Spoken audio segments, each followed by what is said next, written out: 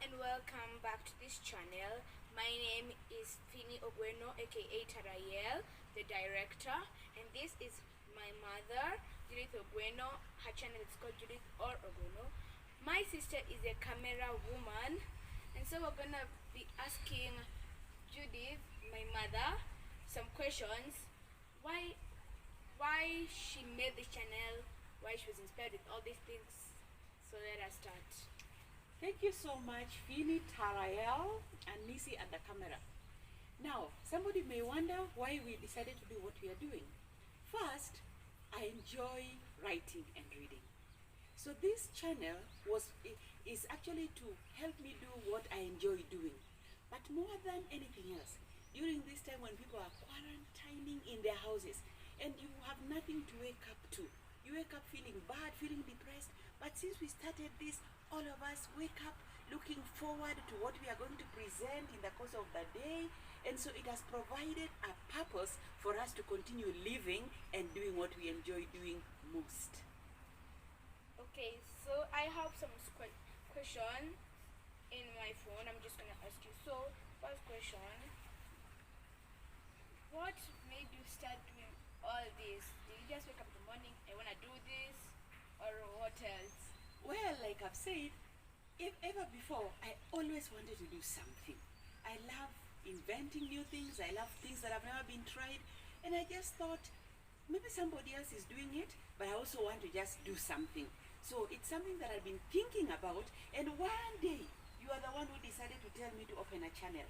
That time I didn't have anything to put in the channel, but when this came up, I thought, why can't we use this and put it on the channel? So that's how we ended up there. Okay, and the second question: why do you use a paper, not like you memorize it in your head, or you use a book? Good question. The reason why I do not memorize it is because this is not like a story once upon a time there was. And so there are certain words that I want to express. For example, if I want to say something like, with that convincing explanation, it's very difficult for me to memorize word by word. And somebody may ask, why don't I have an auto cue? I go do professional.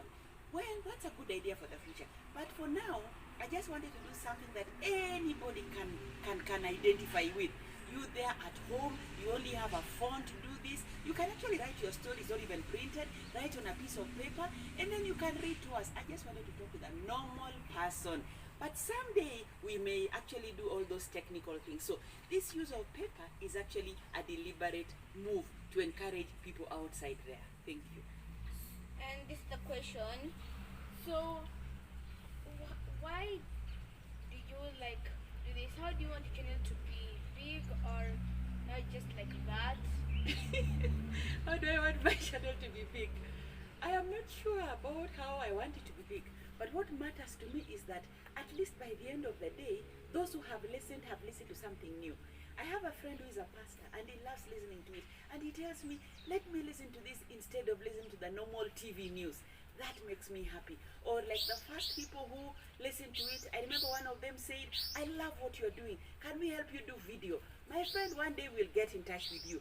But it's just that somebody enjoys listening to a story written just by a common Kenyan like anybody else. Okay, so those were the only questions I had today. But we can ask the people who are watching just to like comment below what they want to ask you. Like, if you want to ask her anything, don't be afraid, just comment down below. It's okay because it's not like something bad. And please subscribe to her channel, give it a thumbs up and like, and please subscribe to Tutorial Bueno, give it a thumbs up and like it. Yes, and I want to say that they also do cooking. They love doing a lot of cooking, and they have the channel, Tarelo Bueno. And just thank you for enjoying your time with us. That is all we're asking for. Your time just to enjoy, nothing much. Thank you so much. God bless you as we continue. So our story will continue from there. Bye. So on the other time we finished, when we were saying, on the other hand, Mahalo Senior was being told what had happened, and he decided to take charge. After all, they say in the presence of elders, matters do not go wrong. He decided to compensate Joanne and her children for their trouble. He told her to relax, because he would ensure that she and her children got to Mombasa the next day as planned. It was too late even if she wanted to leave, so she obliged. They were given a whole room to themselves and their meals were served there, imagine. They wondered whether they were in a five-star hotel or in somebody's home. The money she had spent on booking the train was also refunded. When Joanne finally called Sinclair to explain what had happened, Sinclair was left in disbelief but appreciated that all had turned out well for her long-lost friend. They promised to catch up in the near future. Meanwhile, when all the guests had left, Joanne and Jamila caught up most of the night. They found out where they had disappeared, where each had gone to for the 10 years. They had not seen each other and they appreciated the miraculous meeting. Chapter 2. Life in Mombasa started on a great note as Joanne got to bond with Auntie Memo. They would sit for long hours talking about issues that an observer would describe as intense.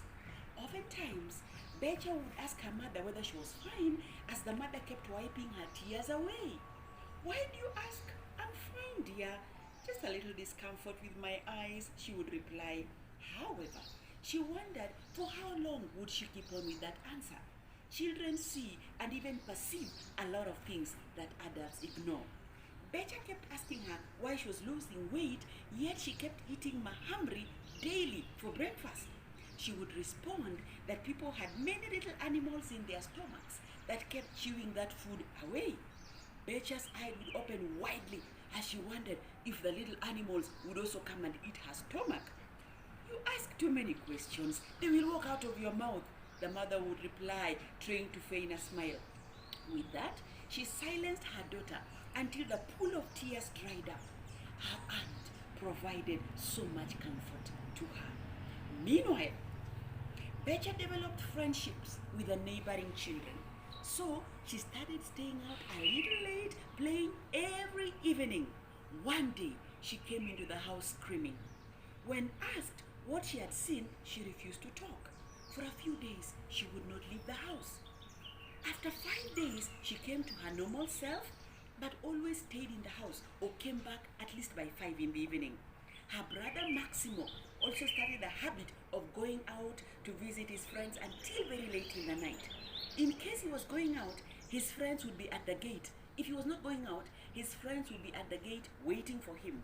They spent the whole day roaming around town and teasing the little girls in the estate. One day, while seated in the sitting room alone. So one day, while Maximo was seated in the sitting room alone, he got this wild idea into his head.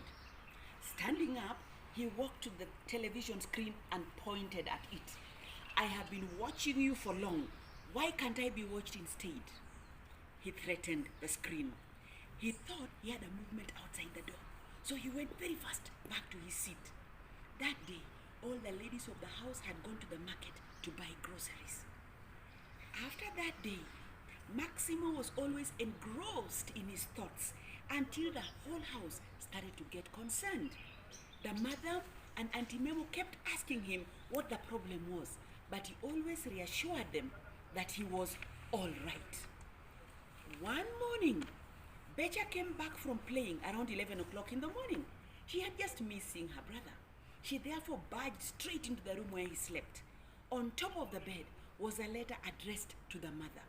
"Ma'am, Maximo has written a letter to you," she said excitedly while waving the letter. She jumped onto her mother's lap to get a glimpse of the content. "Betcha, you have stepped on my hurting toe. Ouch!" Joanne screamed. Betcha stepped down and pitifully looking at the mother apologized. "It's all right, dear, but be very careful next time." With that, the mother carried her and took the letter from her. "Dear Mom, I am very sorry, but I'm tired of sitting here all day long. It's been 6 months since we left home. I don't like the school you took me to. You have refused to tell me when we are going back to Eldoret. You're always busy chatting with Auntie Memo. I've decided to get a life for myself. I am sorry, Mom. I shall miss all of you. Your loving son, Maximo. What? Wailed Jen.